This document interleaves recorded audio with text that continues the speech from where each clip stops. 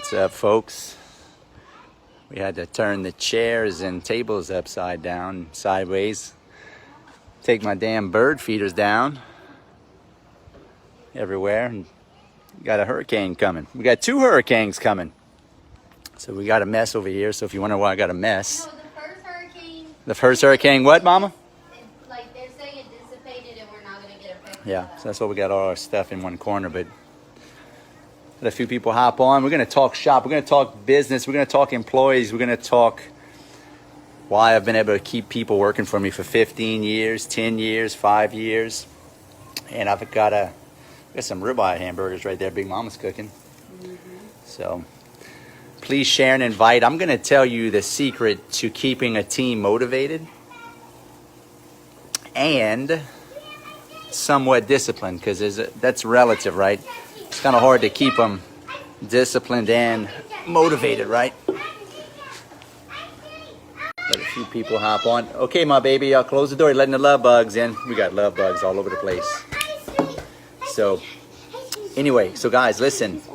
When you are running a business, you're going to have people quit on you all the time. You're going to have people, deceive you, try to steal from you, not work to their best, not put out 100% effort. I've been running businesses since I was 22 years old, and I've, had to learn the hard way. And I'm going to tell you, everything I'm going to tell you is what I'm guilty of, right? I'm not going to tell you anything that I didn't do and I'm not guilty of, right? I literally did all this the wrong way and had to figure out the hard way, and, had to study a lot more and really understand human behavior and what employees are looking for and what they're not looking for, right? And the first reason, you got it shared, Patty? Yes. The first reason why most employees end up quitting on you is because they don't even know the overall purpose of the facility or the organization, right? Excuse me, it's freaking hot out here. It's super hot. They don't understand the overall purpose, right? Sometimes they go and they work for you and they don't even know what the hell they're doing. You don't give them the end goal of what you're trying to achieve. If you can give them the end goal and give them the purpose, they can. If you don't give them barriers and a policy and actual procedures on how to do something, they can somewhat figure it out on their own if they know the overall purpose, right? So that's the first and foremost thing. When you hire somebody, tell them, look, hey, our goal is to do this, right? If it's maybe you run a mechanic shop like me or like I had, or maybe you had a car wash, or maybe you got a landscaping company, maybe you're in real estate like me also, right? You have to state the overall purpose, right? Like our job in the organization is to, in the office, is to generate motivated seller leads and get them sold, right? And get them to closing. So if everybody in the office knows that, then you can, when you're not around having a micromanager, your manager's not micromanaging, they can reverse engineer what they need to do based off the overall purpose of your business, right? In addition to that, Blair says, cool discussion, relates to what we kind of talked about today, Chris. Absolutely, Blair. So in addition to that, you have to give your employees goals, right? And you as the top executive, like me, I don't talk to all of my employees every day. I only talk to my COO every day. I don't talk to the rest of the employees unless there's a huge problem. I give her every day we're in communication, what's going on, what's happening, and I tell her what I want accomplished, and it's a trickle down effect, right? It orders, it's like orders of command, right? Goes down. The chain of command goes down, right? It doesn't go up, it goes down, right? So you should not be talking to your maintenance crews, right, so to speak. Well, I got 5 maintenance crew guys that work for me. I haven't even met half of them. I only know one of them, right? You don't talk to all those guys. It has to be a chain of command, right? So you need to talk to your highest up, and she needs to issue the orders and have the chain of command. And she has to issue the orders, right? The goals of the day.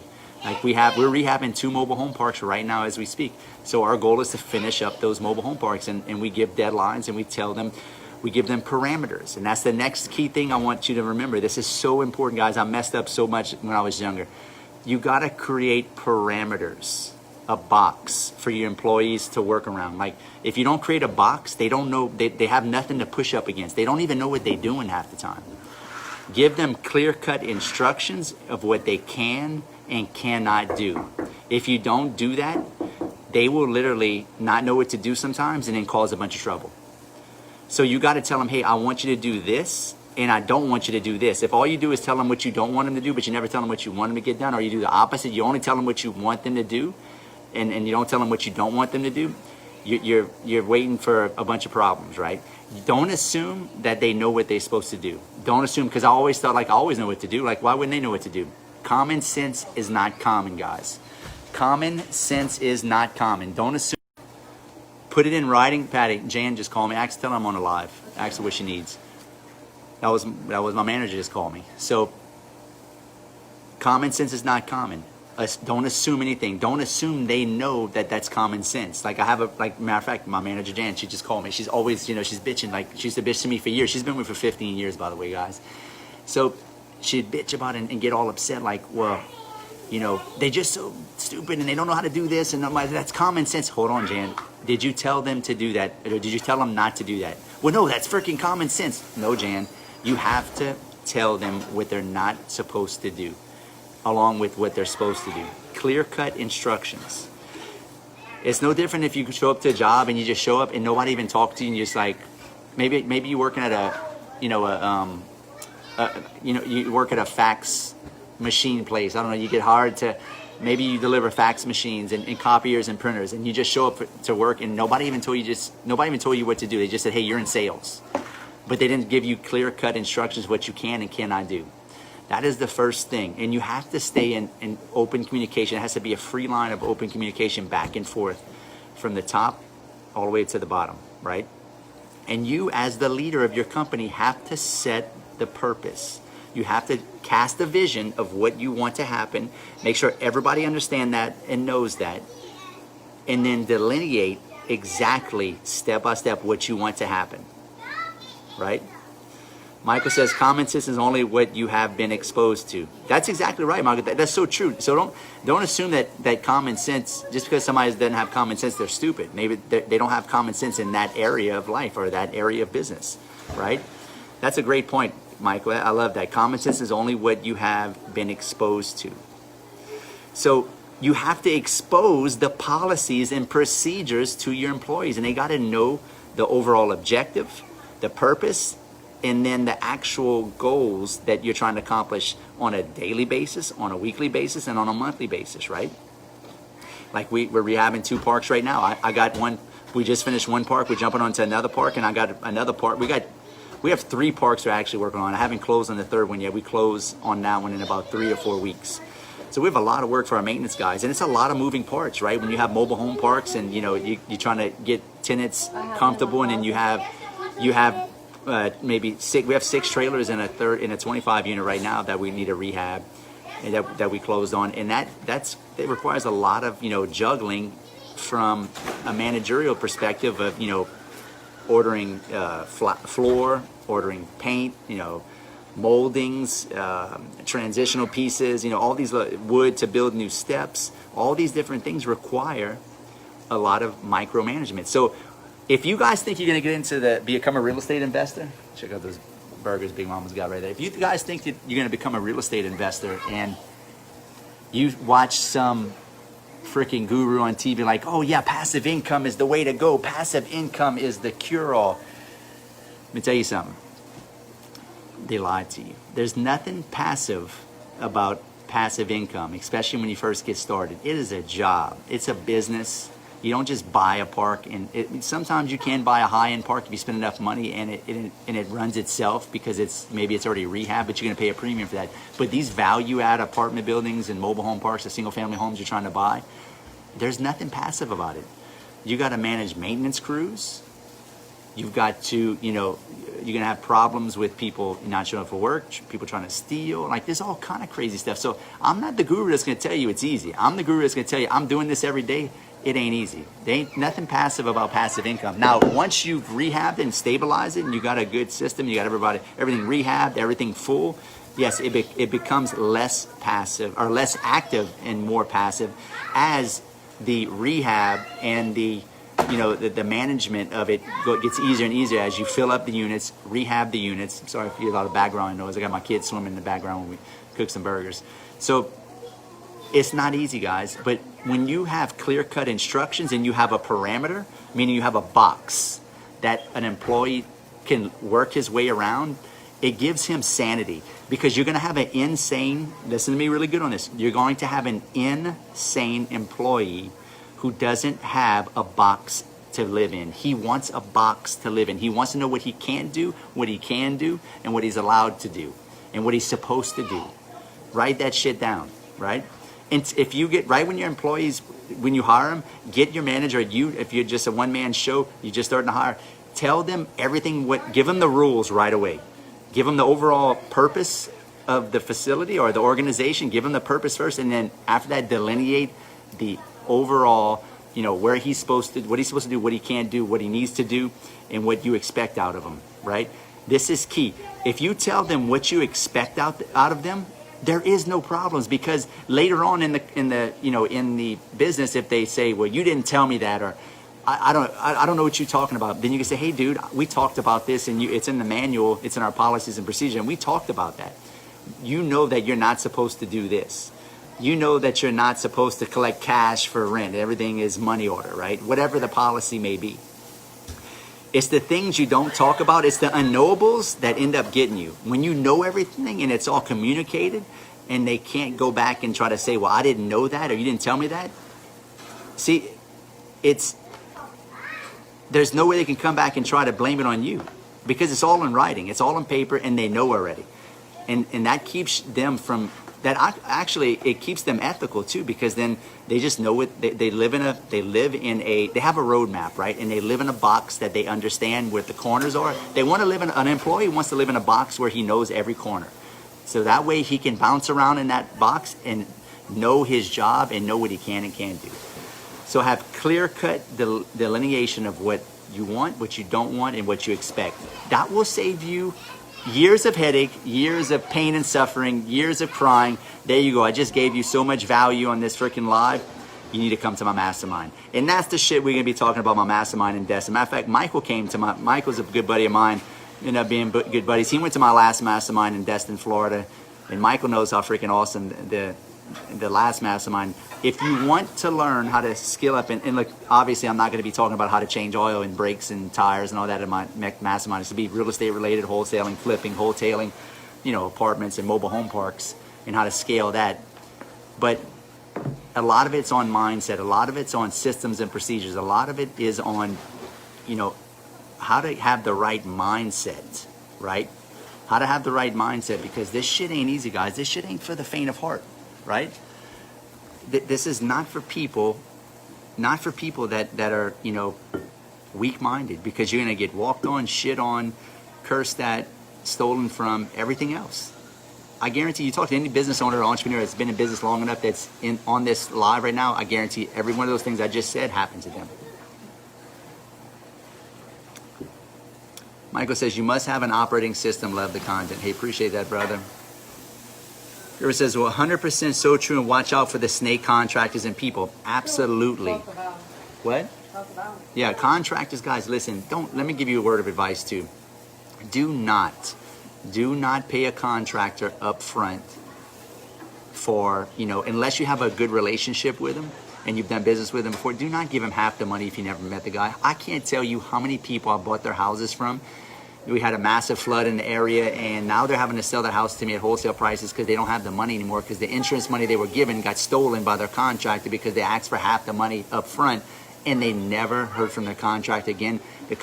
What these contractors do is they get half the money, or 40% or 30% up front, and they do that to 10 or 15 people, and then they're gone. They don't do any work. You never hear from them again, right? Do some background work, background checks on these people. Hey, make sure they have no, a track record of doing the right thing. They have references, people that they've done work for, right? So there's so many different things we're going to talk about this mastermind. Things like what we just talked about, operating systems, overall purpose, goals, right? Expectations. Expectations should be huge in your business, right? Expectation. What do you expect from people, right? But at the same time, being kind, loving, understanding, and be supportive of your team, right? They're your extended family. When you start a business, guys, like when you have employees, that's your extended family. You have to take care of them. That's why I've had people work for me for 15 years. How long has Megan been with us? 5 years? Yeah, I've got some employees been with me for 5 years. I got one that's been with me for 15 years. I mean, people want to work for me, right? People want to work for me because I care about them, I have good intentions, I want to help people, right?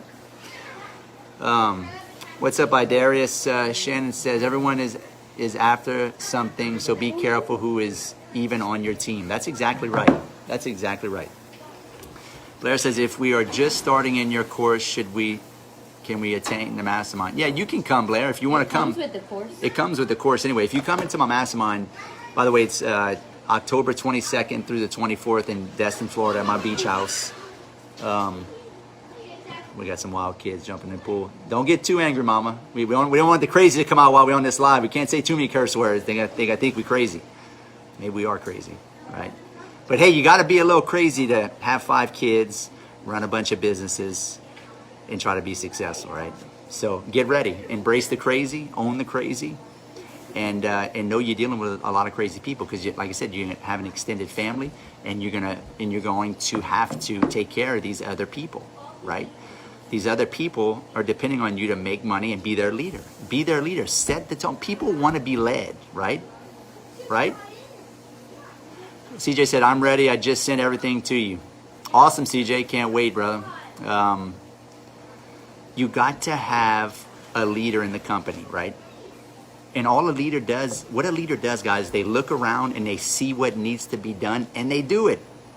And they cast a vision, right? Right? They're an executive. They cast a vision of what they want, and they have a vision, and then they look around on what needs to be done, and they give orders on, hey, get that done, and that done. And then you have other people that just don't want to be leaders, right? And that's okay. You don't need everybody to be the chief, right? You need people to get work done. And some people just want to work and they want to be left alone. Maybe they're not real good at communication. Maybe they have anxiety. They just want to stay busy and work and make a living, and that's fine. So don't try to make, but everybody to a certain degree is a manager, right? Everybody in the company, everybody, the manager, because you're managing something. Like you could be all the way to the bottom and you're managing something, right? You could be the janitor, you're managing the toilets, you're managing the floors, you're managing sweeping everything up, right? Close the door, Ace said, love bugs. So understand that. You've got to get everybody to understand their job duty. So if you like this stuff and you want to come to my mastermind, guys, this is what we're going to be talking about. High level. I'm not going to talk about how to put up a bandit sign. Like that's elementary stuff. You want to buy my course, or how to run how to do a direct mail campaign. Like that's stuff that you can get from any guru. I'm a business owner. I'm an entrepreneur. I'm a leader. I'm a visionary, and I push. I push really hard, right? And that's what I do. Like I put a lot of pressure on people, right? A lot of pressure, right? But then you have to understand, people want to have pressure on them because then it pushes them out of their comfort zone. Your manager's out of their comfort zone, and they get really excited once you push them out of their comfort zone, and they grow, right? And once they grow, they become more able to, they create more bandwidth for themselves where they can actually handle more, right? So it's okay to push your team. So anyway, guys, if you're interested, inbox me. We're only going to have about 30 people there at the mastermind. So inbox me. I'd love to have you. We're going to show you how to blow up your real estate company, how to work in multiple markets, how to brand and market in your market, and how to become the authority, how to become the go-to guy, how everybody knows who you are, right? That's right. That's right. Pressure creates diamonds, Sean. That's exactly right. So you need to become the biggest fish in your market, or the biggest swinging dick, so to speak, like I would say in South Louisiana, right? In your market. Everybody needs to know who you are, what you do, how you do it, so you can grow organically, and how you can get a bunch of, organic leads, right? And that's branding. Marketing and branding are two different things, right? Marketing is an outflow of communication to attract inflow, to attract what? More clients. Branding is an impression in people's mind of when they hear of a certain company, you're the first person to pop up because you're branded in their mind. It's two totally different games, right? Branding takes a long time to do, but once you're branded, you become almost bulletproof in your market because you're going to get a lot of deals because people know who you are, what you do, and you're the authority in that space of what you do, right? So we're going to talk about that. We're going to talk about family, talking about how to make your business work for you, how to get how to live the life of your dreams, right, guys? I mean, it's going to take a while. Understand, in real estate, if you're going to have to work your ass off. It's going to take you, if you work your ass off, it's going to take you probably 4 to 6 years to get really a lot of momentum where you're like, shit, I'm fucking blowing and going. And it's going to take you probably 10 years if you do it right to freaking get to where you're like, okay, you may be leaving generational wealth. But that's going to require you to freaking, work in multiple markets, raise private capital, not just wholesale. You need to learn how to wholesale and just do, the best flips. And it's going to require you to have a lot of relationships with people to scale, right? And that's what we're going to be talking about. So, and you need to work on passive income. You can't be all active. You can't have, you don't want to be wholesaling till you're 65 years old. But I mean, if you have the right team in place eventually, like I have, I mean, I'm not that active in my wholesaling and flipping business. I mean, we look at deals here and there, but you can make your active wholesaling and flipping business a little less active and more passive if you got the right people in the right places, right? That's right, people skills. It's the most important thing when you first get started. You got to have the right people skills. So Alfredo says, make sure you separate business from relationships. There are people that don't care about you when it comes to money. Do your due diligence, Chris. You are a real deal. Hey, I appreciate that, brother. That's exactly right. Did you suggest micromanaging your deal flow until the team is fluid and properly installed? Absolutely. You need to micromanage everybody, especially until you trust them, until you understand what they're doing. They understand you, you understand them, and you'll think almost on the same wavelength. That's how a lot of my employees are with me because I've been working with them so long, especially my lead manager. Right?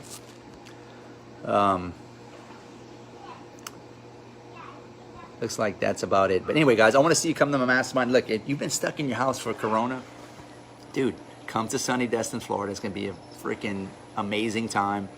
We're going to hang out on the beach. We're going to hang out at my beach house. We're going to go eat some nice restaurants on the beach. We're going to go on boat rides. It's going to be a good time. Plus, you're going to skill up and you're going to meet a lot of awesome people from around the country. So, inbox me if you're interested. I'd love to have you. It's not cheap. We don't want any cheap people there. We want valuable, high level, rare people there, right? We want a small, tight room. You got to pay to play. It's not going to be cheap. So if you want cheap, go do one of those cheap $99 courses and see how it works out for you. I deliver massive value, massive, and I can help you, and I want to help you. So Leo says, what's up, Chris Rood? The man has and still changing my life. You have been the real deal for a long time. Leo, I appreciate that, brother. Yep, I care about you. Look, I genuinely want to help you. Obviously I get paid for my time, but I give you 100 times more value than I take. 100 times more value. Anybody that's came to any of my events, Skillathon, or any of my masterminds, I give my heart and soul. Like I don't just barely deliver, right?